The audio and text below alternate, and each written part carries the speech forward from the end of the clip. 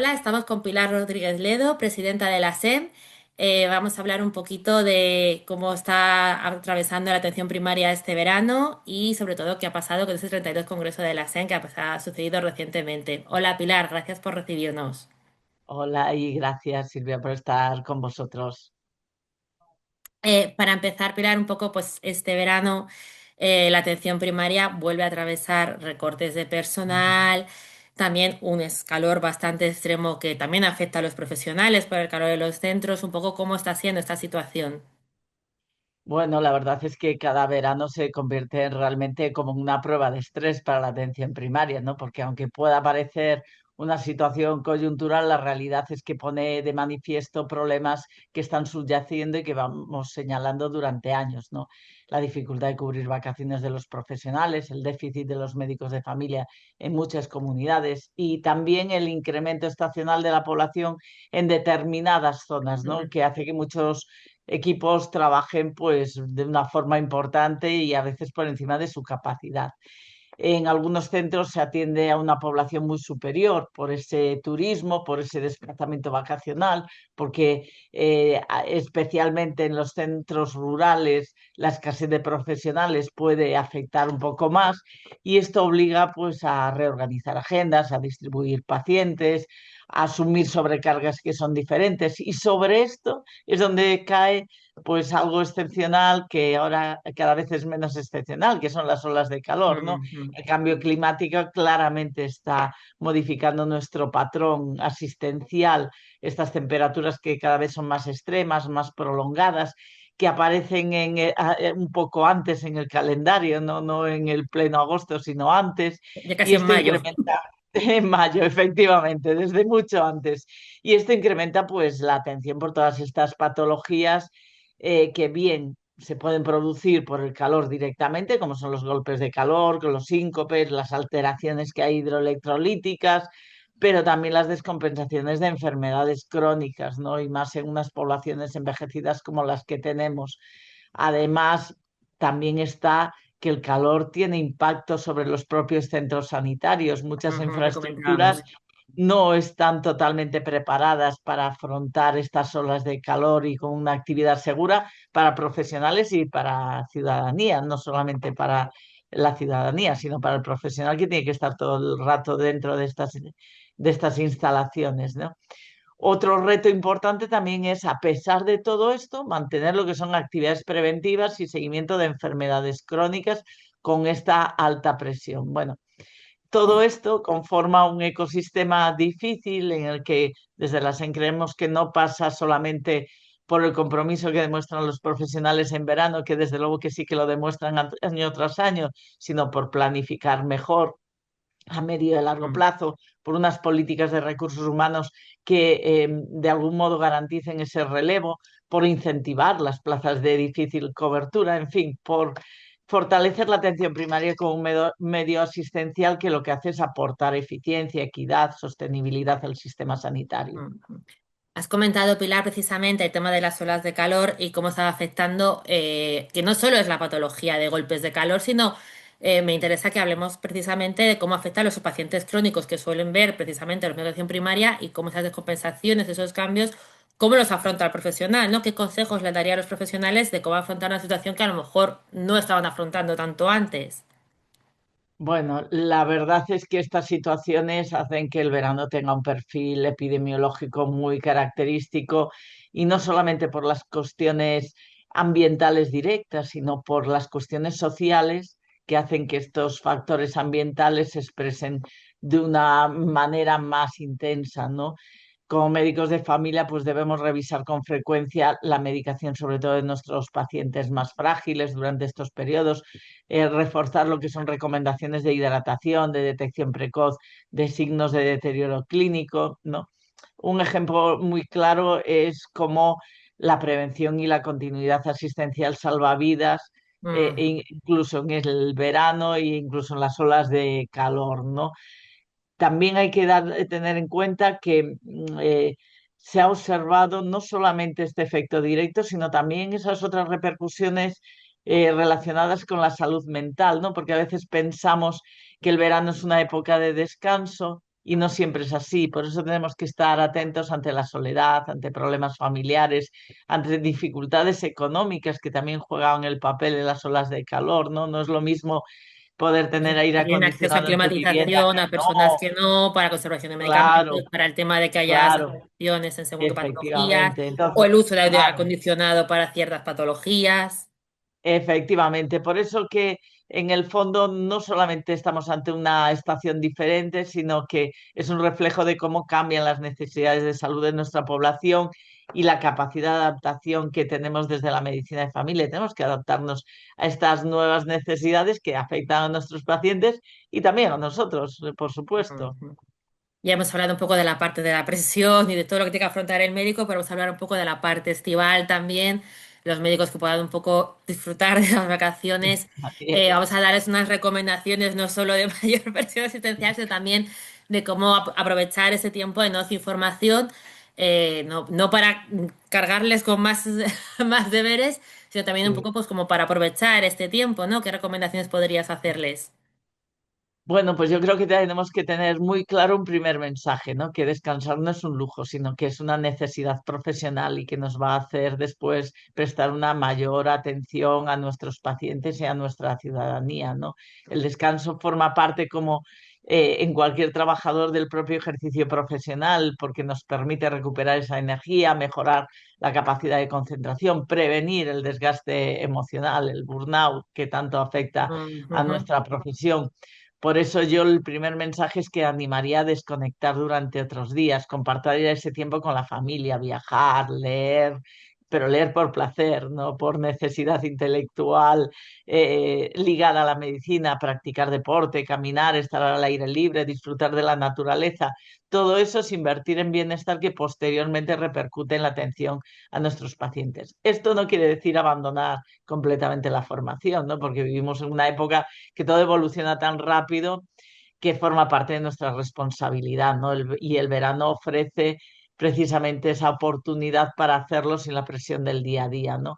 Hoy hay disponibilidad de recursos que son muy flexibles, ¿no? Sesiones online, congresos grabados, el Congreso de la ujú. SEN, vamos a decirlo también, podcasts científicos, cursos, artículos breves, bueno, no se trata de estudiar durante las vacaciones, sino aprovechar aquellos momentos en los que realmente apetece profundizar en algún tema que es de interés, ¿no? Y además diversificar la formación, no solamente actualizarse en clínica, sino también en otras competencias como es la comunicación con el paciente, el liderazgo de equipos, la investigación, la innovación, la gestión sanitaria, la inteligencia artificial, que también lo hemos visto en nuestro congreso. En definitiva, un poco se trata de encontrar ese equilibrio saludable entre el descanso, el desarrollo profesional y el crecimiento personal, ¿no? El equilibrio, Ujú, sin duda, es una de las mejores herramientas que hay para prevenir el burnout. ujú. Y precisamente estábamos hablando de esa formación y vamos a volver al 32 Congreso de la SEM. Cuéntanos un poquito cuáles han sido ha sido un congreso muy extenso con muchísimos temas, todos muy interesantes. Tuve el placer de estar allí con vosotros. Pero un poco por, si tuviéramos que resumir cuáles fueron los hitos y los temas como más destacados. Bueno, la verdad es que con el paso del tiempo te permite tomar una Ahora perspectiva un que lo poco hemos mayor repasado. para analizar qué es lo que ha sucedido en el Congreso y de hecho esto lo estamos haciendo. Como bien dices, hubo muchos temas, fue muy intenso porque sabéis que desde el punto de vista científico la SEM somos muy intensos y queremos seguir siéndolo, pero si tuviera que resaltar una idea me iría a lo global, ¿no?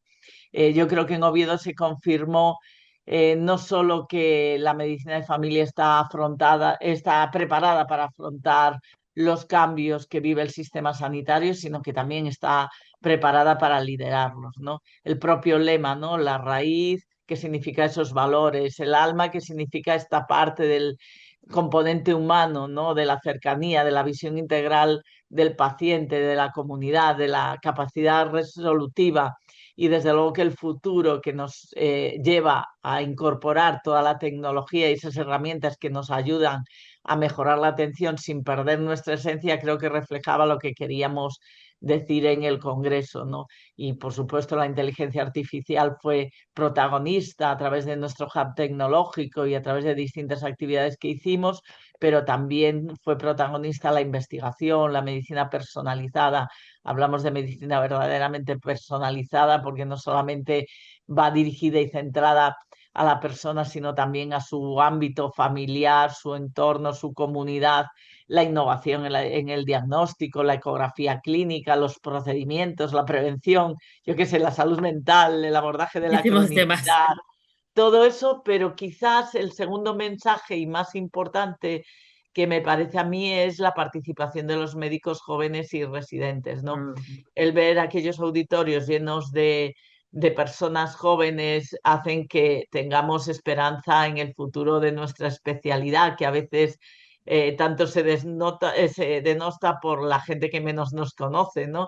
Y sí que hemos visto estos espacios donde poder compartir estos conocimientos y esta experiencia. Y algo, por terminar, algo que no forma parte de los programas, pero que creo que constituye uno de los mayores valores de estos encuentros, ¿no? Que es la creación de redes profesionales. Sí, En totalmente. este congreso, con el encuentro de las personas, nacen proyectos, nacen colaboraciones, nacen iniciativas comunitarias que al final lo que consiguen es repercutir en una mejor atención sanitaria, o sea, en nuestro propio objetivo. Este capital humano yo creo que es probablemente uno de los mayores activos de la SEN. Ujú, totalmente, Pilar. Y hemos hablado un poco que es verdad que de ese momento del encuentro, el congreso ya pasó, pero lo que sí tenemos todavía es la formación que podemos tener a través del congreso online, que sigue ¿Mm? disponible. Un poquito, ¿qué recomendarías visitar este congreso online o cómo explicar lo que todavía tienen a disposición si quieren precisamente este verano aprovechar que eso todavía está ahí? Claro. En este equilibrio que tienen que conseguir entre el descanso y la formación. Sí. Pues sí, por supuesto. Yo creo que por ir a lo general, yo creo que lo que más pueden aprovechar es este enfoque que es realmente práctico y donde se combina pues la actuación científica sólida, respaldada por la evidencia, con un enfoque muy práctico centrado en el trabajo del día a día en nuestros despachos, ¿no? Yo recomendaría pues partir de todas las mesas relacionadas con la inteligencia artificial y la salud digital, porque tenemos que unirnos a esta revolución tecnológica, tenemos que entender las oportunidades que nos presta y tenemos que entender cómo integrarla en la práctica clínica, pero también otra parte que nos preocupa mucho, la salud mental, la salud emocional, todo esto que forma parte del abordaje más multidisciplinar e integral de nuestra especialidad. Por supuesto, todo lo que son patologías crónicas, enfermedades cardiovasculares, respiratorias, metabólicas, manejo de pacientes pluripatológicos, todo esto sigue siendo imprescindible estar actualizados en el día a día. Los talleres de procedimientos, de técnicas, la ecografía, la cirugía menor, las técnicas diagnósticas. Bueno, pues al final creo que el verano puede ser un momento ideal para revisar aquellos contenidos en los que se ajusten más a nuestras necesidades de formación profesional y preparar así, pues bueno, un nuevo periodo, que es el Mm. después de las vacaciones, para empezar con nuevas ganas, nuevas competencias, nuevas ideas, nuevas oportunidades de atender a mejor a nuestra población, a nuestros pacientes. Y para cerrar precisamente para ese nuevo inicio de curso, Mm, septiembre llega un poco también movido, posibles huelgas de mm, médicos otra vez, sí, nuevos retos que afrontar. ¿Cómo sí. recomendarías afrontar el inicio de curso? Bueno, yo creo que sobre todo con ilusión y con ganas, ¿no? Creo que es primordial levantarse cada día pensando que desde el punto de vista profesional puede ser un gran día y que tenemos una especialidad maravillosa con un ámbito de actuación muy amplio que por supuesto nos obliga a mantener una formación continuada prácticamente durante toda la vida profesional muy intensa, más que en otras especialidades, en algunas otras, pero sobre todo que es muy enriquecedor, ¿no? Y siguiendo con lo que decía antes, pues yo creo que esas áreas de tecnología e inteligencia artificial, pero sobre todo aplicadas a la atención desde el punto de vista humanista, ¿no? La cronicidad, la pluripatología, la salud mental, A los descargar al médico desafíos, para ganar tiempo, claro, ¿no? Totalmente, todas esas cosas que nos van a llevar a una medicina más personalizada, porque si perdemos menos tiempo en burocracia, vamos a atender mejor a nuestros pacientes. Esa revisión de nuestros crónicos, la prescripción adecuada, la de prescripción, todos esos procedimientos diagnósticos, la perspectiva humanista, la atención longitudinal, integral.